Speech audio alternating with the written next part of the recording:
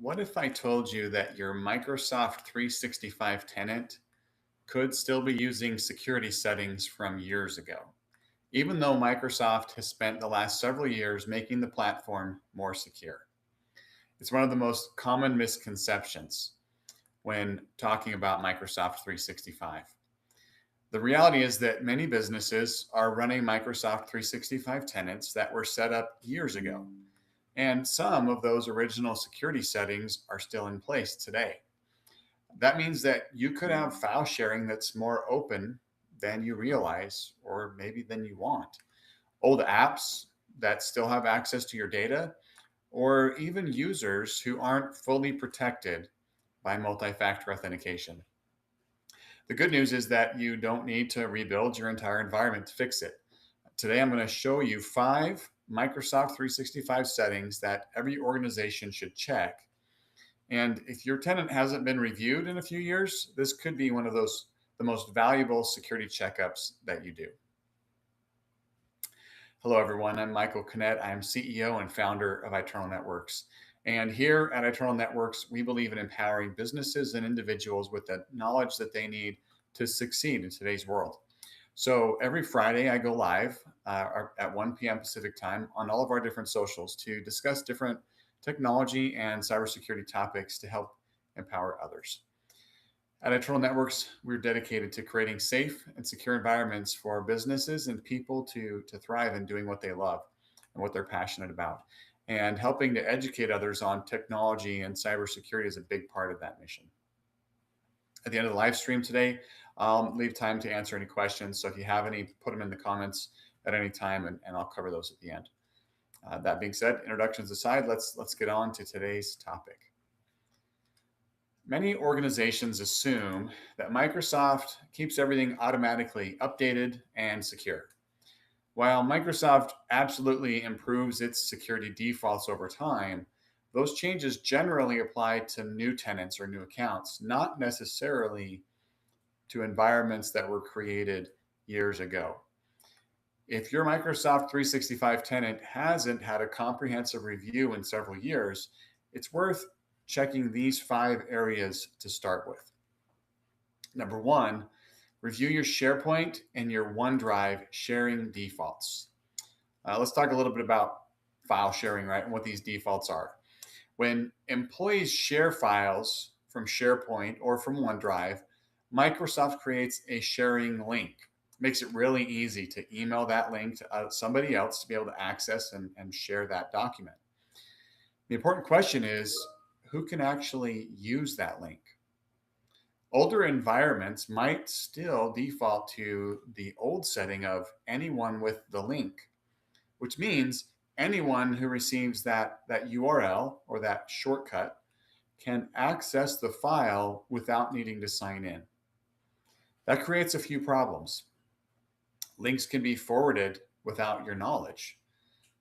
Former employees might still have links that work to access some of your data. And sensitive files could remain accessible long after they should have been removed. A better approach to this is setting your default sharing options to specific people or people in your organization, depending on your business requirements and how much external sharing you're doing.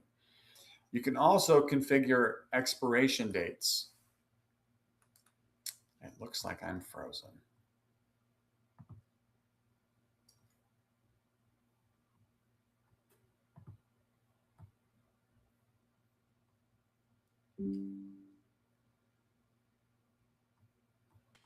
Hi, I'm going to step in real quick. If you would like to, Mike, you can leave the studio and come back. That might help.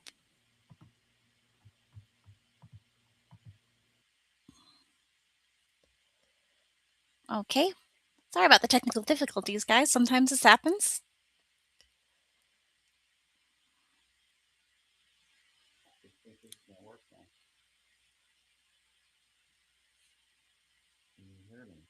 I can. You're a little bit quiet. Just make sure it's got the right microphone hooked up. It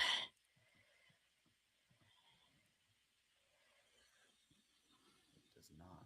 Hang on a second. Might have to exit and Oh, join nope. back in again. It is back. It's back. Okay. You are back. We're ready. Okay. Thank you guys for dealing with us, helping us. Patience. Yeah, Okay. I don't even know where I ended before I froze. I just happened to, out of the corner of my eye, see I believe you were discussing a better approach to setting your default sharing options. the file sharing. All right, I'm going to step back a bit for that. All right, Okay. file I, sharing options. Okay. yeah. All right. Hopefully you didn't miss the problem with the old settings of anybody with the link can access it. So the best approach is to change those file settings to have it be specific people, meaning that you have to add each person that you want to be able to access that link, or limiting it to people in your organization. That depends on your business requirements and how much sharing you're doing with external users. That does require you have that external user set up as a guest in your Microsoft account, but it's definitely the more secure way of approaching it. You can also configure expiration dates so that external sharing links automatically expire instead of remaining active forever. This change usually only takes a few minutes, and it's also important to note that it does not immediately affect any existing links. So you may still have to go back in and audit any existing links that are still active and either expiring those or recreating them. All right, the second setting that we recommend that you take a look at is to verify any external email forwarding. And this is an important one.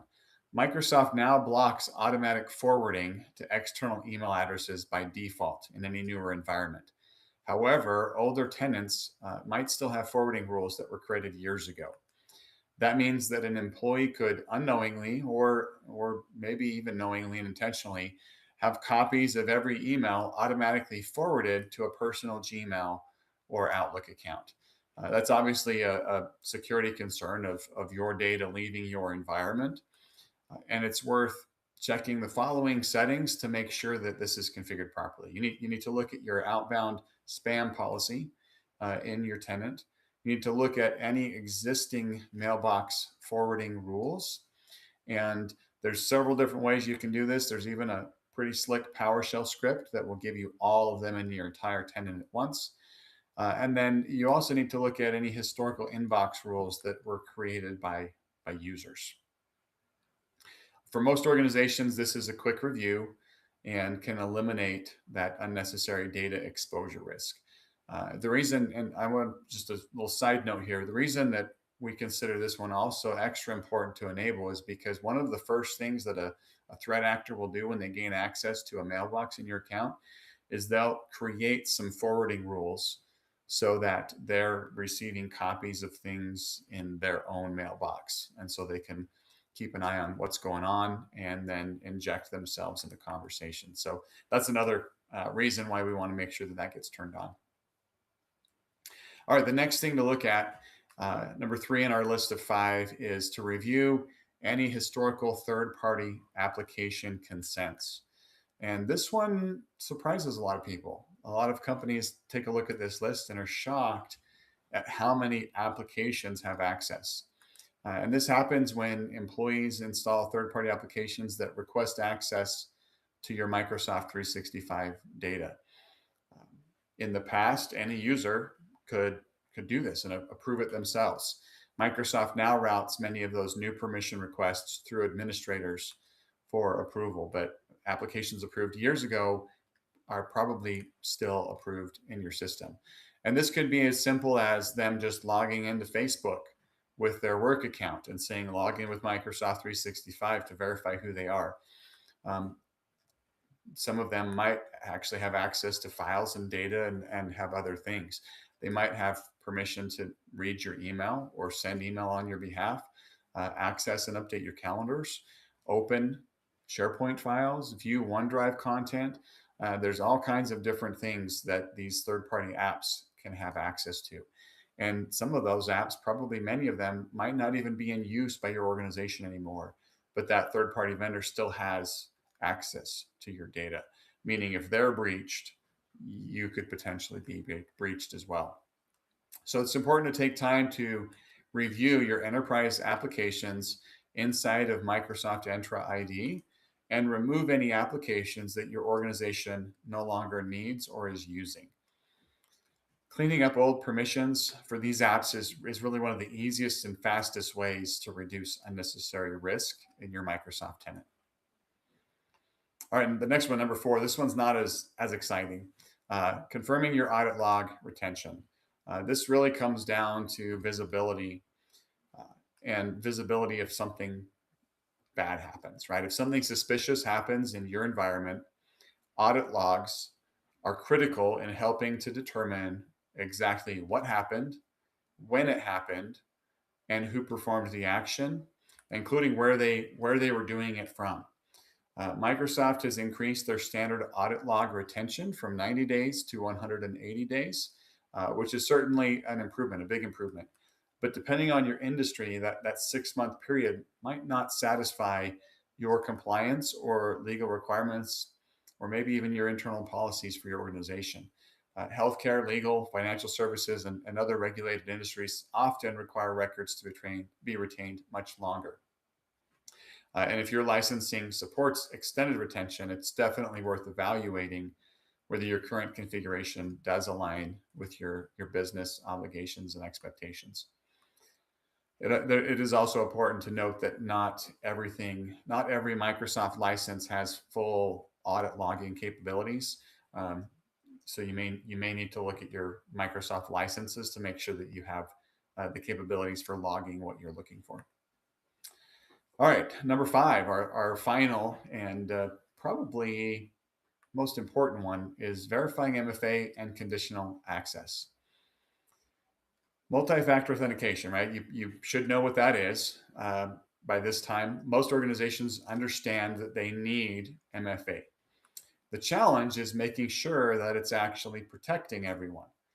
Older Microsoft tenants might have some inconsistent configurations. And I'm going to go through an example here on how maybe a gap could have opened up. Microsoft years ago created something called security defaults. And it wasn't enabled. And that was one of those things where they said, hey, at this date and time, we're going to enable security defaults for your organization automatically, which enabled some things like MFA. So many organizations start with that security defaults enabled now. Later, conditional access policies are introduced, right? They're a little bit more granular, a little bit more control over what's going on. Instead of just requiring MFA, with conditional access, you can also say, look, I don't want anybody logging in from outside of the United States. I don't want anybody logging in from outside of our office IP address, right? You can really lock things down and specify when is MFA required and when is it not required, and when are logins allowed and when are they not allowed. And during the transition from security defaults to conditional access, you have to disable security defaults and then turn on conditional access and all the policies associated. And if conditional access isn't configured correctly, certain users or maybe even administrator accounts might accidentally have been left without that MFA requirement protecting their account. And that's why it's important that you verify first whether security defaults are enabled still, or whether you're using conditional access. And if you're using conditional access, is it enforcing MFA for all users? Is it also requiring MFA for administrator and emergency accounts to properly protect them? This review does take a little bit longer than others, but it's also one of the highest impact security improvements that you can make in your Microsoft tenant. All right, so I went over 5 things. You might say, well, that sounds great, but where do I start, right? Definitely do not want to change all 5 of these at once. So rather than potentially breaking things or causing problems with your users, you want to prioritize your work and do this in phases. And I would typically recommend this order. First, I would start with reviewing your audit log retention. It has no impact on users. It's not going to affect them in any way, shape, or form, but it's something that can start collecting that additional information that you might need in case of an incident. Next, I would take a look at those Historical application permissions next. Once again, that could be very little user engagement. If these are applications that are no longer in use, it's not going to impact anybody by revoking those applications. Um, Granted, if somebody is still using it, you revoke it, it might break things. So you got to look at that list closely. The next one, I would say take a look at your external forwarding policies and make sure those are tightened up and enabled, and that forwarding is disabled for any existing rules that aren't necessary for business operations. Once you do this, it's important that you're communicating with your end users, right? If you're going to be disabling or changing settings like forwarding, make sure they know, hey, we no longer allow forwarding within our environment. Next, I would do the SharePoint sharing defaults. And once again, you need to communicate this with your end users if you're going to be making changes requiring them to do things differently as they're sharing links to SharePoint or OneDrive files. And then finally, I would carefully review your MFA and conditional access configurations.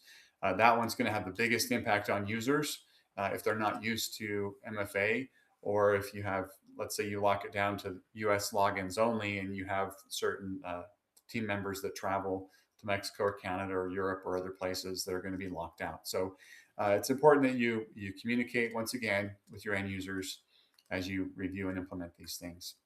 And making changes gradually helps minimize disruption while also improving your security posture. And the important takeaway of all this is really this.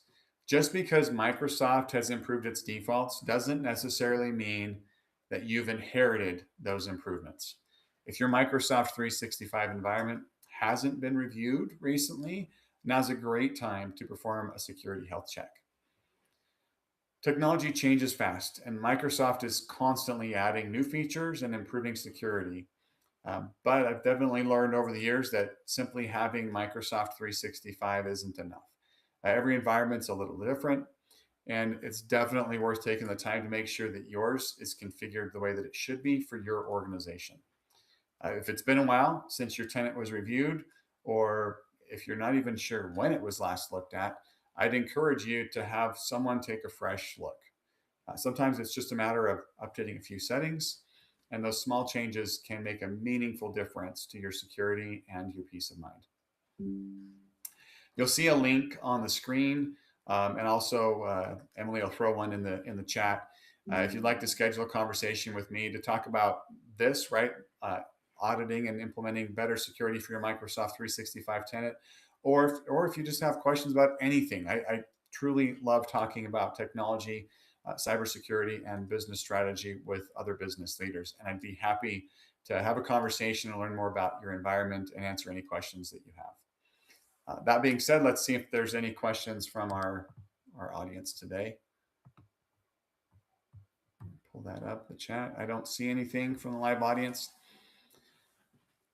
Thank you for joining us today and for taking time to watch this, whether you're watching this live or whether you're watching this as a recording afterwards. If you found this information helpful, please give us a thumbs up or a comment with any thoughts, questions, or feedback that you might have. That really does help us to create more content that's valuable to you. And also, don't forget, you can subscribe to our channel, hit that notification, that bell icon, so you don't miss any updates. Remember, knowledge is power, and we're here to help you to navigate the world of technology and cybersecurity. And if you need any further assistance, feel free to reach out to me via DM, or all of our contact information is on our website at itnet.works. Have a wonderful weekend, and we'll see you next week.